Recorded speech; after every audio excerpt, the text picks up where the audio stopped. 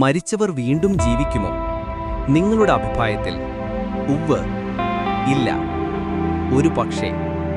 തിരുവെഴുത്തു പറയുന്നത് പുനരുത്ഥാനമുണ്ടാകും. പ്രവർത്തികൾ 24:15.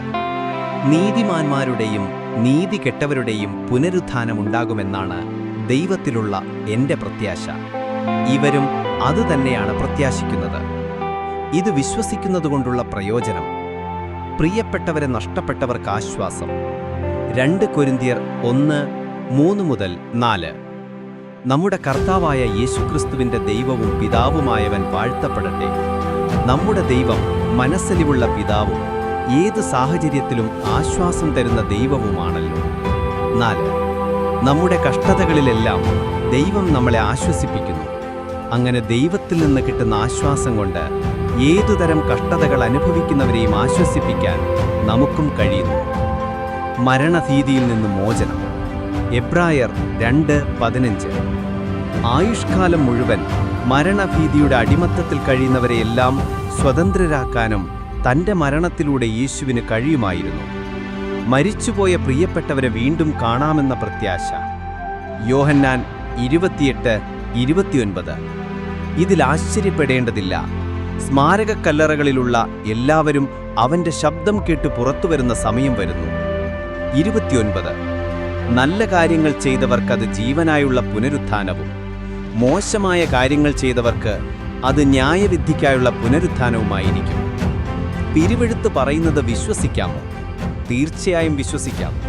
കുറഞ്ഞത് 3 കാരണങ്ങളാൽ. ദൈവമാണ് ജീവദാതാവ്. യഹോവയെ ജീവന്റെ ഉറവ എന്നാണ് വിളിച്ചിരിക്കുന്നത്. സങ്കീർത്തനം 36:9. ജീവന്റെ ഉറവ അങ്ങാണല്ലോ. അങ്ങയുടെ പ്രകാശത്താൽ ഞങ്ങൾക്ക് പ്രകാശം കാണാം. പ്രവർത്തികൾ 17:24-25.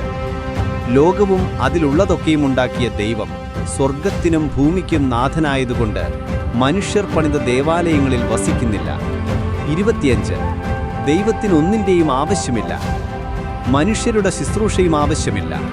കാരണം ദൈവമാണ് എല്ലാവർക്കും ജീവനും ശ്വാസവും മറ്റു സകലവും നൽകുന്നത്. സകലർക്കും ജീവൻ നൽകാൻ കഴിഞ്ഞ ദൈവത്തിന് മരിച്ചുപോയ ഒരാളെ വീണ്ടും ജീവനിലേക്ക് കൊണ്ടുവരാൻ കഴിയില്ലേ? മരിച്ചുപോയ ചിലരെ കഴിഞ്ഞ കാലങ്ങളിൽ ദൈവം ഉയർപ്പിച്ചിട്ടുണ്ട്. ഭൂമിയിലേക്ക് ഉയർപ്പിച്ച 8 പേരെക്കുറിച്ച് ബൈബിൾ പറയുന്നു. അവരിൽ കുട്ടികൾ, പ്രായമായവർ, പുരുഷന്മാർ, സ്ത്രീകൾ എന്നിങ്ങനെ വ്യത്യസ്തരായ ആളുകളുണ്ടായിരുന്നു. അതിൽ 7 പേരെ മരിച്ച് അധികം താമസിയാതെയും ഒരാളെ 4 ദിവസം കഴിഞ്ഞും ഉയർപ്പിച്ചു. യോഹന്നാൻ 11:39-44. ഈ കല്ലെടുത്തു മാറ്റൂ എന്ന് യേശു പറഞ്ഞു. അപ്പോൾ മരിച്ചവന്റെ പെങ്ങളായ മാർത്ത പറഞ്ഞു, കർത്താവേ, 4 ദിവസമായല്ലോ, ദുർഗന്ധം കാണും. 40. യേശു അവളോട്, വിശ്വസിച്ചാൽ നീ ദൈവത്തിൻ്റെ മഹത്വം കാണുമെന്ന് ഞാൻ പറഞ്ഞില്ലേ എന്ന് ചോദിച്ചു. അവർ കല്ലെടുത്തു മാറ്റി. അപ്പോൾ യേശു ആകാശത്തേക്ക് കണ്ണുയർത്തി പറഞ്ഞു, പിതാവേ, അങ്ങെൻ്റെ അപേക്ഷ കേട്ടതുകൊണ്ട് ഞാൻ നന്ദി പറയുന്നു. അങ്ങ് എപ്പോഴും എൻ്റെ അപേക്ഷ കേൾക്കാറുണ്ടെന്നെനിക്കറിയാം. എന്നാൽ അങ്ങാണെൻ്റെ അയച്ചതെന്ന് ചുറ്റും നിൽക്കുന്ന ഈ ജനം വിശ്വസിക്കാൻ അവരെ ഓർത്താണ് ഞാനിത് പറഞ്ഞത്. ഇത്രയും പറഞ്ഞിട്ട് യേശു, ലാസറെ പുറത്തു വരൂ എന്നുറക്കെ പറഞ്ഞു. 44. മരിച്ചയാൾ പുറത്തു വന്നു. അയാളുടെ കൈകാലുകൾ തുണി കൊണ്ട് ചുറ്റിയിരുന്നു. മുഖം ഒരു തുണി കൊണ്ട് മൂടിയിരുന്നു. യേശു അവരോട് പറഞ്ഞു, അവൻ്റെ കെട്ടഴിക്കൂ, അവൻ പോകട്ടെ. ദൈവം വീണ്ടും അത് ചെയ്യാൻ ആഗ്രഹിക്കുന്നു. ദൈവം മരണത്തെ വെറുക്കുകയും ഒരു ശത്രുവായി കാണുകയും ചെയ്യുന്നു. 1 കൊരിന്ത്യർ 15:26. അവസാനത്തെ ശത്രുവായി മരണത്തെയും നീക്കം ചെയ്യും. പുനരുത്ഥാനത്തിലൂടെ മരണത്തെ നിഷ്ഫലമാക്കാനും ആ ശത്രുവിനെ തോൽപ്പിക്കാനും യഹോവയ്ക്ക് അതിയായ താൽപ്പര്യമുണ്ട്.